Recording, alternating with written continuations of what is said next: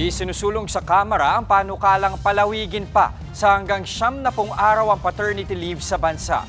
Pero sabi ng isang grupo, baka hindi maging maganda ang epekto niyan sa ekonomiya. Nasa frontline ng balitang yan, si Mobile Journal, Bea de Guzman. Puyat, iyak, gastos at mga araw na puno ng pag-aalala. Ilan lang yan sa mga hamong kaakibat ng pagdating ng isang bagong silang na sanggol sa pamilya. Para sa tatay na si Lawi Inerio, pipiliin daw niyang maging present para sa pamilya sa mga oras na yan, lalo na kung mabibigyan ng pagkakataon. Ngayong Father's Day, isang panukalang batas ang muling nagbubukas sa usapan tungkol sa papel ng mga ama sa loob ng tahanan. Ito ang Papa Leave o Paternity and Parental Leave House Bill No. 9891 na inihain ni Akbayan Party List Representative Chel Jokno. Sa ilalim ng panukala, mula sa kasalukuyang 7 araw, maaaring umabot sa 90 days ang paid leave ng mga ama kapag nanganak ang kanilang asawa o partner. Mayroon din itong karagdagang 15 days na parental leave na maaaring gamitin sa loob ng 1 taon ng buhay ng anak. Nakasaad din na dapat maisama sa benepisyo ang mga hindi kasal na ama at iba pang tagapag-alaga ng bata. Layunin ng panukala na bigyan ng mas malaking pagkakataon ang mga ama na makibahagi sa pag-aaruga at pagpapalaki ng kanilang mga anak mula pa lamang sa simula. Mas matutugunan namin yung pangangailangan ni wife, ni baby.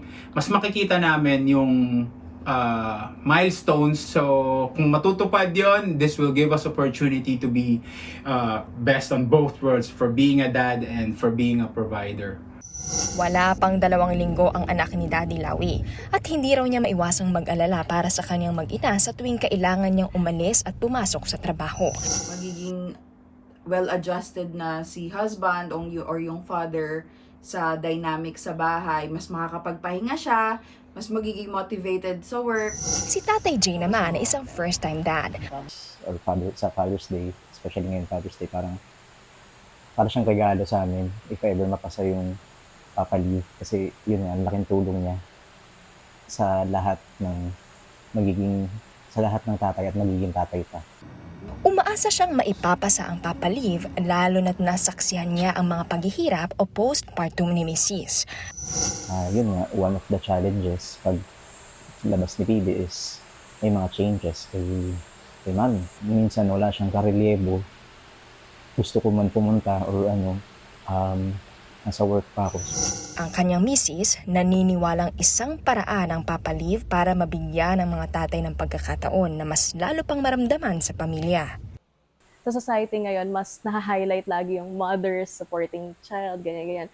I think ito yung perfect time para maging grateful, maging thankful tayo sa mga fathers. Iba pa din kasi kapag andyan yung father, present siya sa pag-aalaga kay baby. Bagamat magandang panukala ito para sa mga tatay, ayon sa presidente ng Employers Confederation of the Philippines o ECOP, kailangang busisiin at pag-aralan ang magiging epekto nito sa ekonomiya ng bansa. Hindi lang namin sinasabi yung papabili, hanggang sa inyo yan. Sinasabi lang namin, makakasama sa marami. Dapat nalang talungin yung economic managers. No? Sinasabi nga namin, tayo naghahambulan trabaho. Halos, presidente, biyahe ng biyahe, humahanap na investors. Sino investors papatol sa'yo pag gano'n karaming libo rin sa Pilipinas? Mukhang matatagalan pa bago ito maipasa. Pero kung tunay na ang pamilya ang pundasyon ng lipunan, maaaring hindi lang ekonomiya ang dapat na palakasin, kundi ang bawat pamilyang bumubuo rito.